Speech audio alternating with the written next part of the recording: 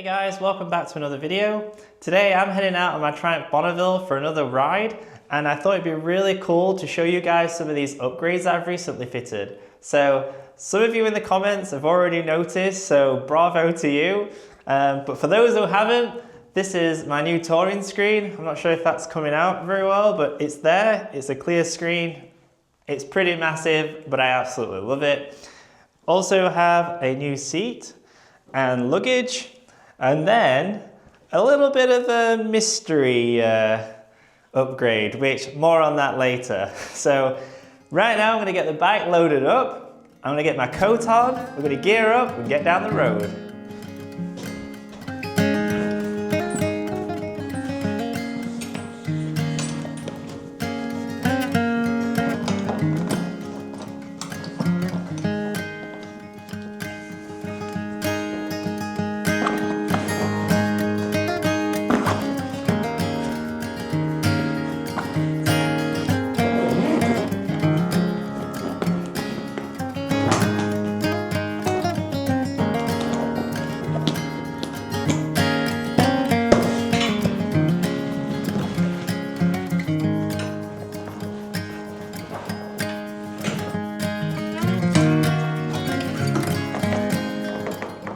Okay, so the luggage is loaded, so let's get the bike started.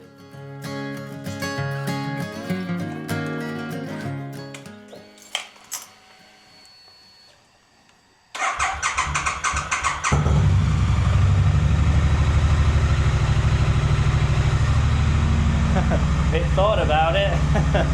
It's up and running now.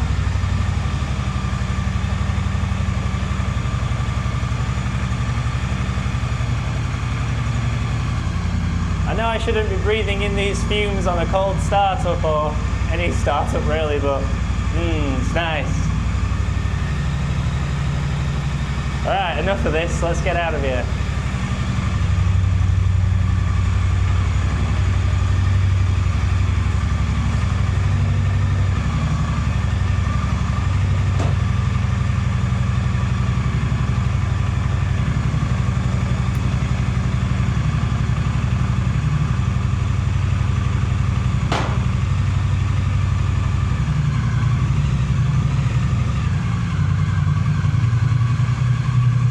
Going to need some petrol too, so I think we're going to have to go for a fuel stop.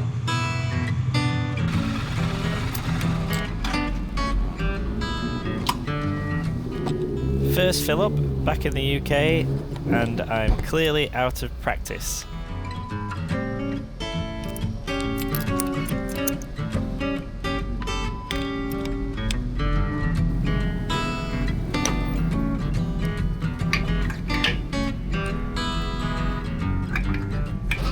I thought the pump had started, but turns out it was a lady next to me. I lifted the nozzle and splashed fuel everywhere.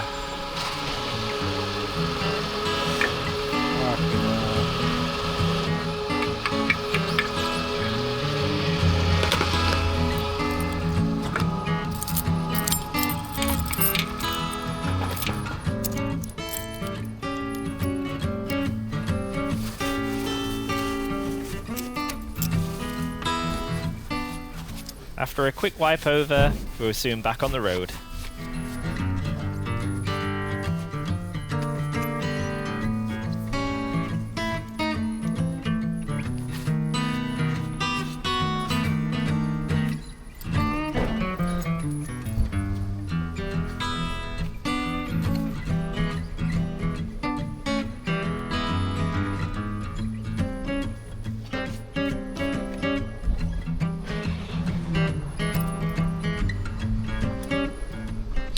Well guys, I wasn't sure if the weather was going to hold out there for us, but thankfully it has. Although I am going to put on my hat because it's 6 degrees Celsius today and it is a cold one. So let's put this on. So let's talk upgrades, shall we? First things first, let's talk about this big elephant in the room, and that would have to be this new tall, extremely tall, touring screen. So this is a touring screen made by Madstad Engineering, I think they're a US-based company. I think you can find them on Instagram and they have a website, so I'll link that stuff below. But this is a screen I purchased secondhand on eBay. So far, I'm really, really pleased with it. It kind of reminds me of those Indian Chief police motorcycles from the old American films where they've got the big tall screen. I kind of get that feeling when I'm riding. So yeah, it's just smiles all around from me. The only complaint so far, if I was being picky, is obviously the water beads on the screen. They don't run off that easy. But thankfully, someone in a previous video commented and said, oh, you should try Pledge, like a furniture polish. And apparently, anything over 30 miles an hour or so, the water should bead straight off. So we might give that a try. I know you can also use Rain-X on car windshields, so that's probably going to help too. But that's just minor. I think overall, it serves its purpose really well. The wind buffeting is the main reason I started looking into touring screens, and you can get all different shapes and sizes, from small ones which sort of just scoop back, or tall ones like this, tinted, smoked colours. You know, I always knew I wanted clear. Thankfully, get this story, right? Because this is so cool. I was looking on eBay at the time. I saw a Triumph T100 just exactly the same as my bike with this screen fitted, touring screen for sale. And I was like, that's like exactly like my bike. I was messaging the owner, or the seller, I should say, back and forth. We agreed a price. I paid £91.50. The kind gentleman actually delivered it to my house. So just couldn't have asked for more than that. The gent was really, really nice. Anyway, he was 6'3", very tall guy. That made me think, well, is this windshield going to, oh, bear with me. So that was interesting. Found this quiet lane, and I've actually been down this lane before. It's where I actually filmed my very first Triumph Bonneville video. So I don't know, it felt kind of special to come back here. I've actually just met the owner who lives in the property at the end of this lane. She's 74, I think she said. Yeah, she was telling me a tale about how she used to date a guy back in the day when she was 18 who had a Bonneville. Yeah, man, that was cool. I wish I could have kept the camera on, but wow, yeah. So I absolutely love those stories. Just when anyone sees the Bonneville, they like, it's memory lane, and oh man, it just takes me back there with them when they're talking about it. Anyway, where were we? I think the last thing we were talking about was the touring screen. So yeah, just this gentleman said he would deliver it to my house, so I couldn't ask for any more than that. He said he was 6'3", so the wind buffeting was absolutely not a problem because it's a really tall screen, fully adjustable. So right now it's on its lowest setting, but the base of this screen will lift like another 100 mil. So you can increase the height, but I quite like it tucked in around the headlamp there. So yeah, he left the brackets all assembled, so it made life really easy for me to actually fit it to the bike. It was literally just a couple of screws and it was on. So it detaches like here in situ. You don't need any special tools to take it on or off, which is really handy. Of course, the brackets stay in place, but they are painted black, so you barely notice them, given that the headlamp's black on this bike. So I think it's just a great winner. It was designed specifically for the Bonneville, and I think, you know, overall, you can tell. That leads us on to upgrade number 2, which is the Triumph comfort seat. I picked up this seat on eBay as well for £130. They normally retail for 200 plus. Sometimes you can really get them quite good value new. Generally around the mid 200s is what it'll cost you for a comfort seat, but I like buying used stuff. So I thought, well, I can try and find one that's used and hopefully in as new condition. And thankfully I did. So I dropped on this comfort seat. Has it made the ride any better? Yes. Although I haven't had any long riding days, I think any motorcycle seat is perhaps going to feel a little bit uncomfortable after 10 hours. but I've ridden this for around 4 hours so far, continuously. Since I've had the seat, I think I've noticed an improvement. So we'll see how it handles on the next big trip, but so far things are looking good. I did like the idea of getting a king and queen seat because they have sort of the profile there, like the cushion profile. I thought that might be really handy for the Wingman Goose tent to sit on the pillion section because it's got a nice little divot for it to sit in. Let's try this first, and if I do come across a king and queen seat on eBay or somewhere like that, maybe we'll get one and try it out. So Trip Machine reached out and said, Steve, would you like to trial our new Expedition saddlebag panniers? And I was really excited to say yes, because although I'm really happy with my current Krieger Duo 28 litre saddlebags because they're just amazing all around, they're waterproof, they've got an inner liner, just they look the business. I thought, cool, yeah, let's try some, you know, let's mix it up a little bit on the channel and see what look works good on the Bonneville. Aesthetically, these bags I think look amazing. I've always wanted to try some leather bags, and these are part leather. It's like a woven canvas, very rigid so it doesn't lose its shape. It's got like a nice leather top. Really nice, well-made saddlebags. So we're going to stick with those for a little while. We're going to try them out, see how they do, and then give an honest owner's review.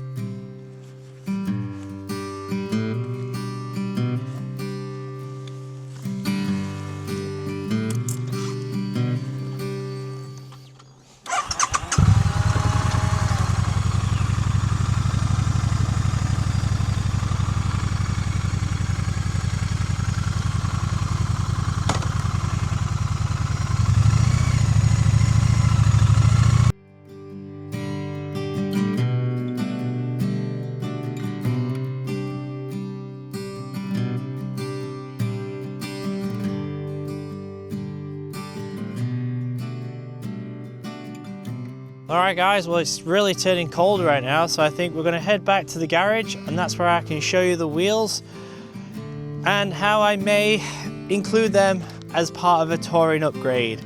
So without any further delay, let's get down the road because it's getting cold.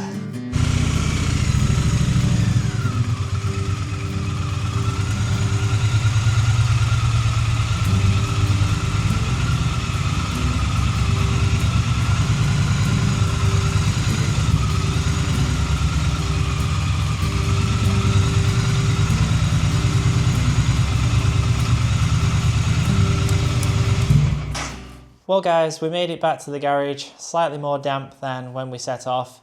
I guess that's all part of the winter British charm, let's say. But it could have been worse. I think we just got out of it in the nick of time. The wind started picking up, and as did the rain, but the bike did well. The only thing that I did notice on that ride home, just as the weather was turning, I went past a lorry, the draft from the lorry as it passed the bike. I don't know if it was because I've got the tall screen on now, but it definitely jolted the handlebar slightly. It's done that before when I've gone past without the tall touring screen, but I think that extra panel picked up more wind as I went past the lorry. So that's something I guess to bear in mind. Okay guys, I'm going to take these biking clothes off and I'm going to get into something a bit warmer and make a pot of tea, and then we'll come back into the garage and I'll show you the wheels. I'm just going to plug this little portable heater in just to try and get the place warmed up because it is pretty cold today. It's like 6 degrees. On the bike where you're riding though, it feels more like 3 or 2.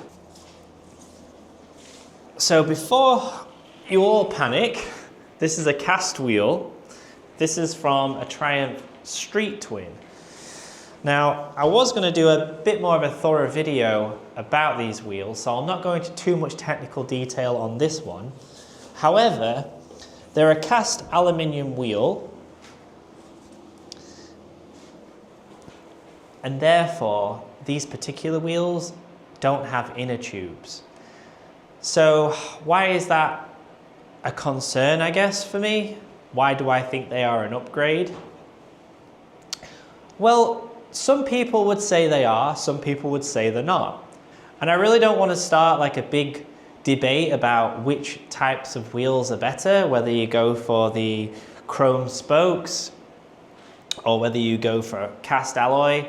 It really comes down to personal preference. Now, something that I thought would be pretty cool to try would be to actually change the wheels here and there for particular rides on the Bonneville. So for instance, I mentioned that I was thinking about going to Spain or maybe even Portugal next on the bike. So that's some distance. I have done a little bit of research. There isn't that much available out there about this wheel swap, but in general, those wheels should fit this bike with a few little adaptations. But we'll see. I'm not really concerned about it either way. I'm quite happy to keep touring on the existing wheels. I just thought it could be something interesting to explore, just to actually trial it, if anything. Even if we go back to full-time use on the chrome spoke wheels, I think that information would be really good to have out there for other people who are potentially considering this, because there are people inquiring about this online on different forums. So if I can actually put a bit of a road test together, maybe do a comparison, whether it makes a difference to the bike. Initially, from what I can find, it does make a difference because those wheels apparently are a lot lighter. Let's just see how it all comes together. I don't know when I'm going to fit them or even if I will, but I'm probably going to at some point just to experiment with the bike. And really that's what biking is all about. People change their windshields, they change their seats, they go for different paint jobs, they go for tail tidy kits. Why not wheels too? It has many benefits, which can include plugging your tires at the roadside if you did get a puncture. Generally speaking, a tubeless tire will deflate a lot more slowly, therefore giving you time to actually react to a puncture. You can also use the green slime that they put inside tubeless tires. Now again, I'm not saying whether you should or you shouldn't. This is just some general information that I've found out there that you might want to consider. And the idea is that if you did pick up a puncture with a tubeless tire, it will self-plug, essentially. It will plug the leak. However, there are drawbacks to that because you could pick up a puncture and not know you actually have a defect in your tire because it's plugged using this fibrous slime, and therefore you could be riding around on a wheel tire that has a nail in it and you wouldn't necessarily think to check because it's holding pressure. So there's pros and cons for sure. It does look pretty tidy from what I've seen online with the wheel swap. So we're just gonna see, we're gonna think about it some more. We're gonna do some more riding as it is, but I think, it'd be fun to try it. I will keep you up to date on that, and I will probably do a full detailed breakdown of what you need to do it if you are thinking of doing it. Benefits, pros, cons, price, all that kind of stuff. But obviously I'm just sort of getting into it, so I don't really know full details just yet. I'm just playing around with the idea. Well, anyway, that's a good point to wrap this video up, I think. So if you've enjoyed the video, please do give it a like. Don't forget to subscribe, and I'll see you all in the next one.